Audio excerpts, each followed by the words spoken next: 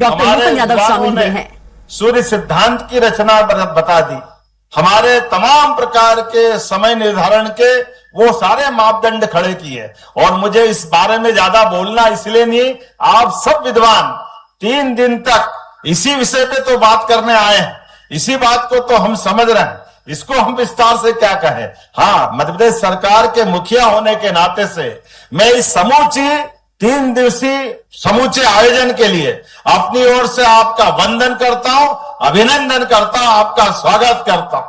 और परमात्मा करे ये हमारी धरती केवल धार्मिक नगरी नहीं है, लेकिन ये अंतर्राष्ट्रीय स्तर की काल गणना की नगरी भी है। ऐसे में आज आपका यहाँ पदार्पण हमारे लिए भविष्य के लिए मील का पत्थर साबित होगा।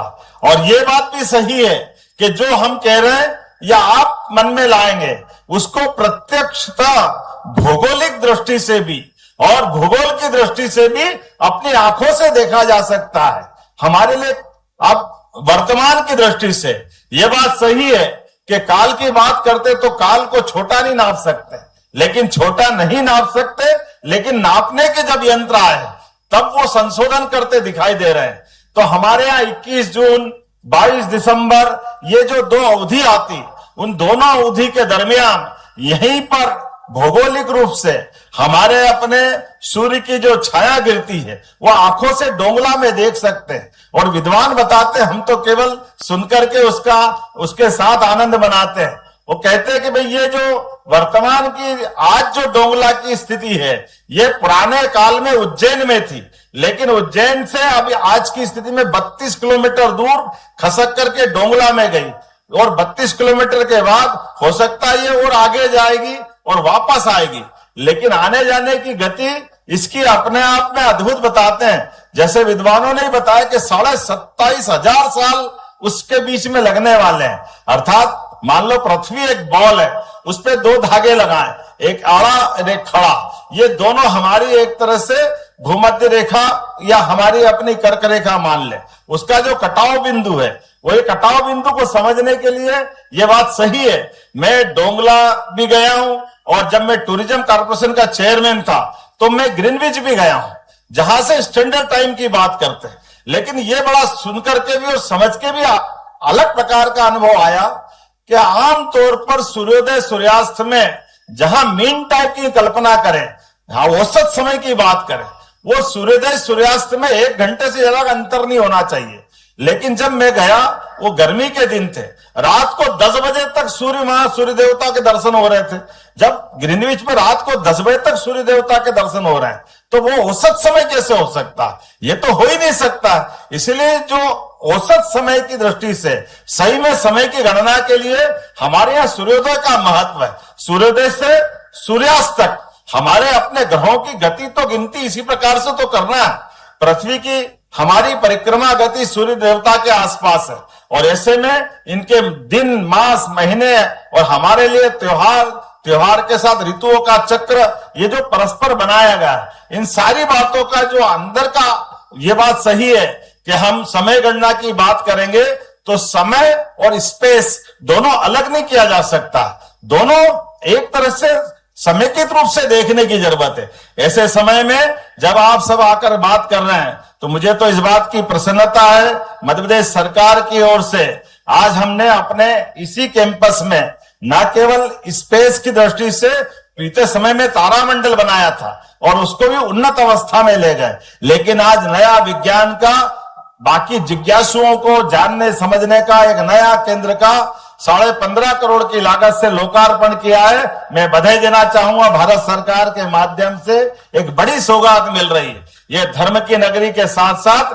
विज्ञान की नगरी है। आधुनिक यंत्रों के साथ आधुनिक प्रकार से भी इस विज्ञान की जिज्ञासा को बढ़ाते हुए जिज्ञासुओं की जिज्ञासा समाधान करने के लिए यहाँ आने जाने के लिए उज्जैन में एक बड़ा नया केंद्र खड़ा हो रहा है। तो एक तरह से विज्ञान की नगरी बना रहे हैं। ये साइंस सिटी का नया आज हमारा दूसरा चरण है, और 25 एकड़ जमीन हमने इंजीनियरिंग कॉलेज के कैंपस से जोड़ करके और खड़ी करी। एक बार जोरदार अभिनंदन यशस्वी प्रधानमंत्री नरेंद्र मोदी जी के लिए भी करें। हमारे लिए सौभाग्य की बात, नित नूतन नए ऐसे सारे कामों के साथ आधुनिक दृष्टि से नई तकनीक के माध्यम से विज्ञान को प्रोत्साहन देने का माननीय मोदी जी के नेतृत्व में देश आगे बढ़ रहा है।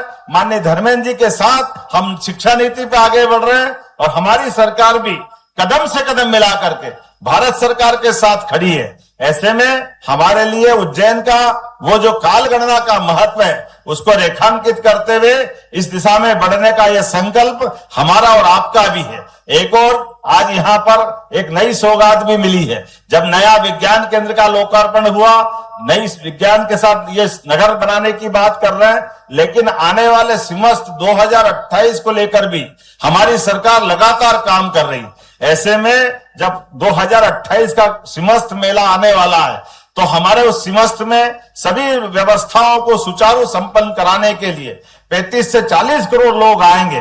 ऐसे में एक बाईपास बना रहे हैं, उसका 700 करोड़ का भूमि पूजन भी यही संपन्न हुआ है। मैं बधाई देना चाहता हूं स्थानीय वासियों को भी। और सच में सिमस्त का या कुंभ का स्थान या कुंभ का मेला ये किसी नगर के लिए नहीं, किसी राज्य के लिए नहीं, किसी देश के लिए भी नहीं, ये विश्व का सबसे बड़ा मेला और विश्व के सबसे बड़े मेले में सब प्रकार के प्रबंधन करने के लिए हमारी सरकार माननीय मोदी जी के नेतृत्व में कदम से कदम मिला के चलने के लिए तैयार है। ऐसे समय में एक उसकी सौगात भी मिल रही है। मैं आज के इस अवसर पर एक बार फिर आप सबका अभिनंदन करता हूं, स्वागत करता हूं और उम्मीद करता हूं कि ये हमारी ज्ञान की चर्चा, परिचर्चा, सम्मेलनों का दौर लगातार चलता रहेगा। मध्य प्रदेश सरकार सदैव आप सबको आमंत्रित करके हर्षित होती रहेगी। मेरी अपनी ओर से पुनश्च आप सबका वंदन, अभिनंदन, बहुत बहुत धन्यवाद। भारत माता की जय। धन्यवाद माननीय मुख्यमंत्री महोदय। आपके नेतृत्व और मार्गदर्शन में उज्जैन को विज्ञान नगरी बनाने के लिए हम कृत संकल्पित हैं। माननीय मुख्यमंत्री जी, आप अपने कुशल नेतृत्व से नए मध्य प्रदेश का निर्माण कर रहे हैं, जिससे कि यहाँ का हर नागरिक सक्षम और स्वावलंबी बनकर एक बेहतर भविष्य का हकदार होगा। आपका कोटिश धन्यवाद। मैं आभार प्रदर्शन के लिए आमंत्रित करना चाहूंगा डॉक्टर मुकेश मिश्रा, निदेशक दत्तोपंत ठेंगड़ी शोध संस्थान भोपाल।